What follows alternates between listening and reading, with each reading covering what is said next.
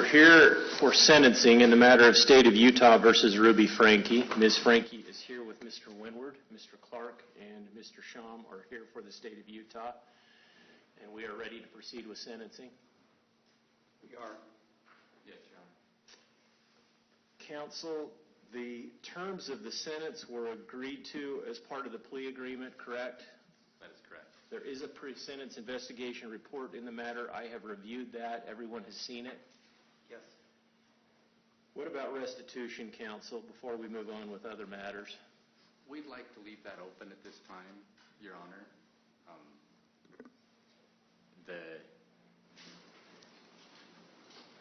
I can get into that. I might be more comfortable if we approach to get into that. Is there an agreement that restitution, that we reserve that, and for what period of time?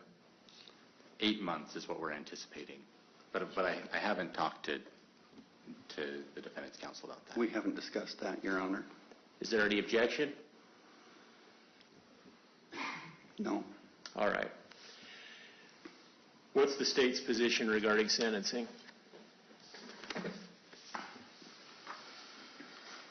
Your Honor, the state, I'll stand up. The state respectfully requests that the court sentence Ms. Franke to consecutive prison terms for each of the 4 counts of aggravated child abuse. This sentence was agreed to by Ms. Franke in her plea agreement and is also recommended by adult probation and parole. She committed horrible acts of child abuse. From May to August in 2023, Ms. Franke and her business partner held her 2 children, ages 9 and 11, turning 12, in a concentration camp-like setting.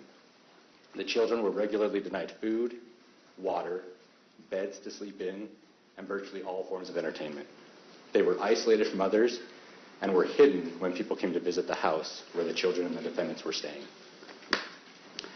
The children were forced to do physical tasks like carrying loaded boxes up and down stairs and wall sits or sitting against a wall without a chair or a stool for hours at a time.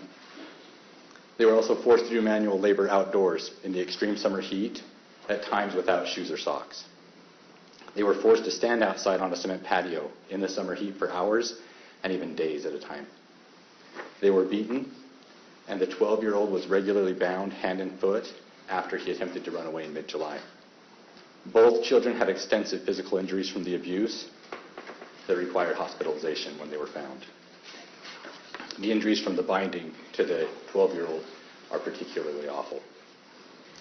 In addition to physical abuse, the children were emotionally abused to the extent that each believed, to some degree, that they deserved what was being done to them. Had the older of the children not had the courage to run away and ask a neighbor to call the police, heaven only knows how much longer he could have survived in that situation.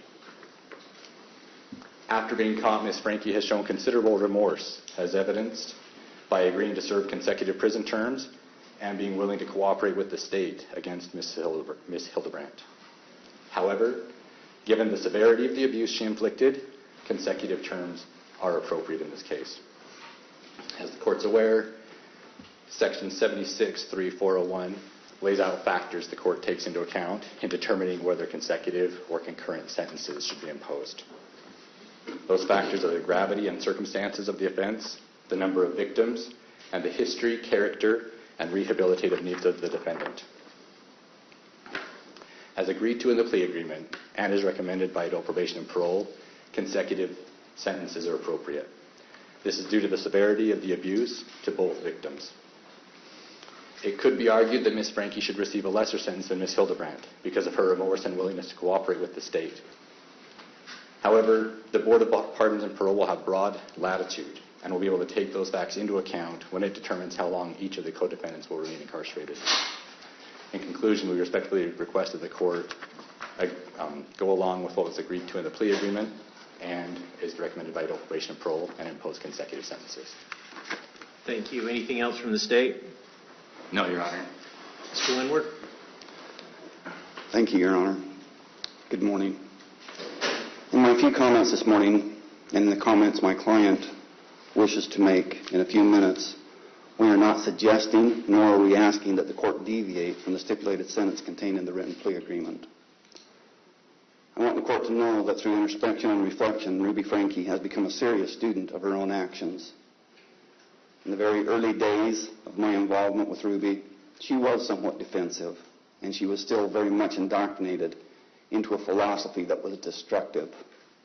Fortunately, Ruby came to the stark realization of the errors in her thinking patterns and subsequent actions. To say that she was horrified by this realization would be to put it mildly.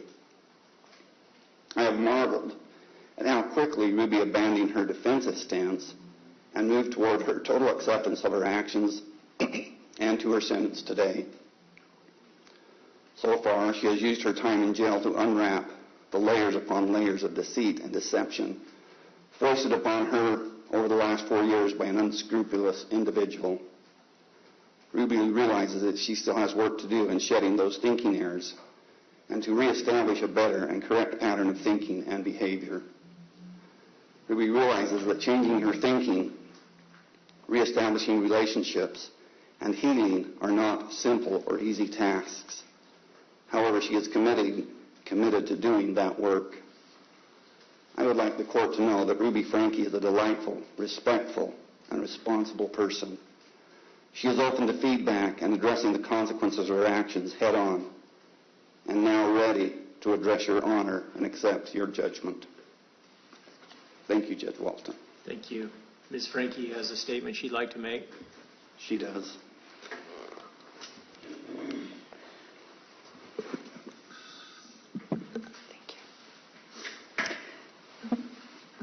Judge Walton. You don't have to bend down. Okay. Thank you. I would like to make a statement without any intent to change my stipulated sentence. For the past 4 years, I've chosen to follow counsel and guidance that has led me into a dark delusion. My distorted version of reality went largely unchecked as I would isolate from anyone who challenged me. I was led to believe that this world was an evil place, filled with cops who control, hospitals that injure, government agencies that brainwash, church leaders who lie and lust, husbands who refuse to protect, and children who need abused. My choice to believe and behave this paranoia culminated into criminal activity for which I stand before you today ready to take accountability. Jodi Hildebrandt was never my business partner, nor was I ever employed by her. I have never received wages from her or connections. Jodi was employed as my son's counselor in 2019, and in 2020 I paid her to be my mentor. It is important to me to demonstrate my remorse and regret without blame.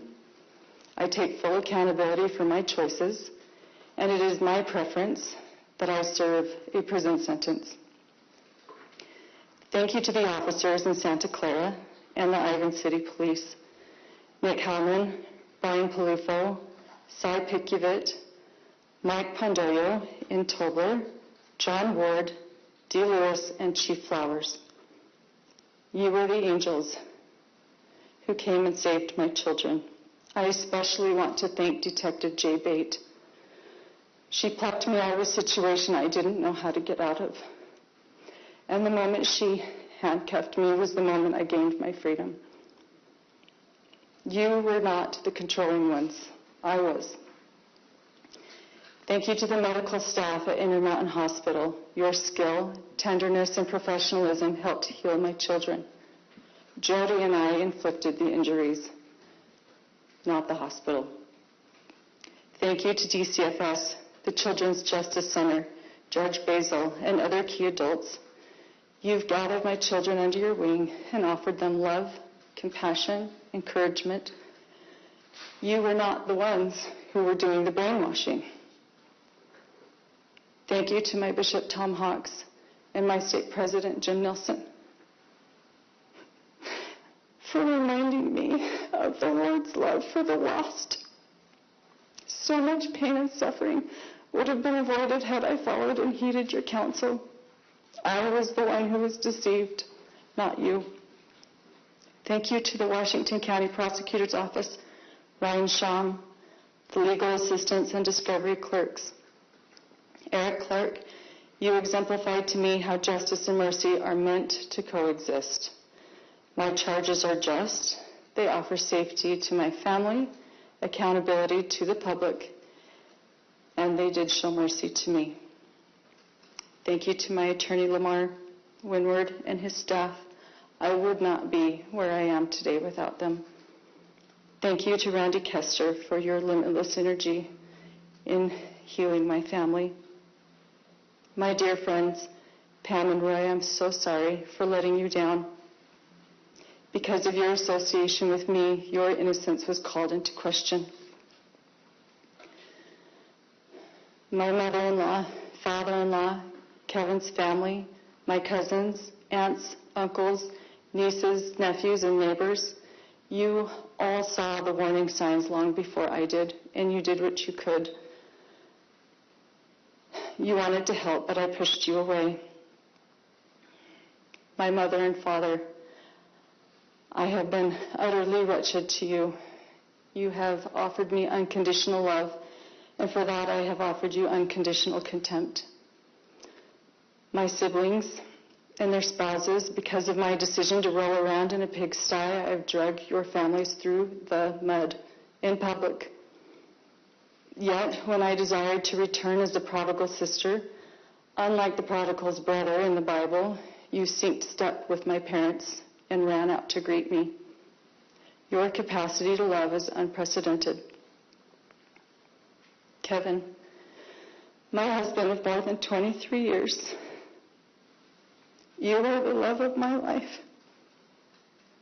I'm so sorry to leave to you to finish what we both started together. The ending of our marriage is a tragedy. And you are wrapped around my heart in a knot I'll never be able to undo. To my babies, my 6 little chicks, you were part of me. I was the mama duck who was consistently watering you to safety.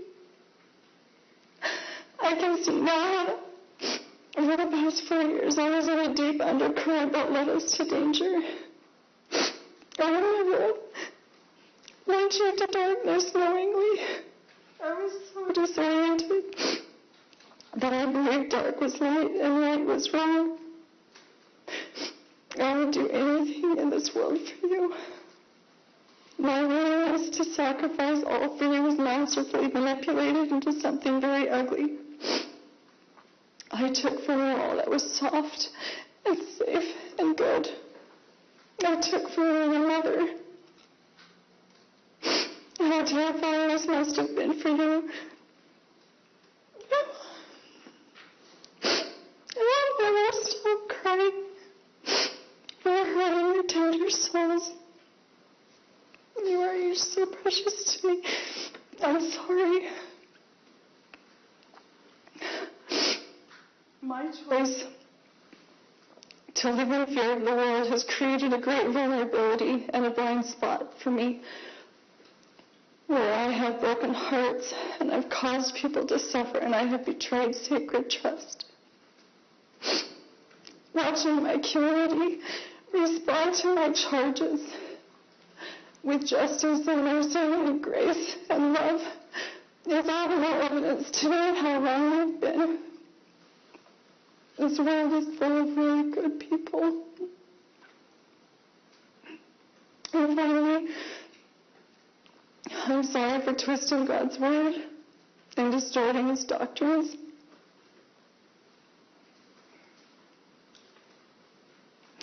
My greatest desire is to stand in his court someday spotless and confident.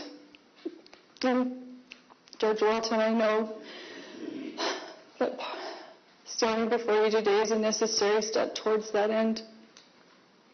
Thank you to you and your staff for facilitating my opportunity to take accountability and to answer for my charges. I am humbled and willing to serve a prison sentence as long as it takes to continue unraveling all of the misinformation I have believed and bought, swallowed, and acted out, and for my family to heal and for the community to heal.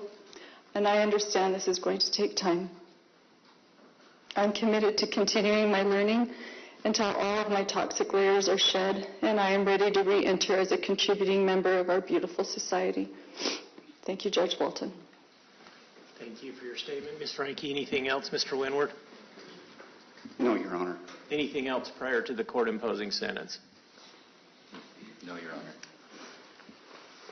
The sentence will be that Ms. Franke serve 4 counts, 4 1 to 15-year sentences based on her convictions for 4 counts of aggravated child abuse. Again, they will be served consecutively pursuant to the parties' agreement and the applicable statute. Under the applicable statute, the court finds that that consecutive sentences are appropriate.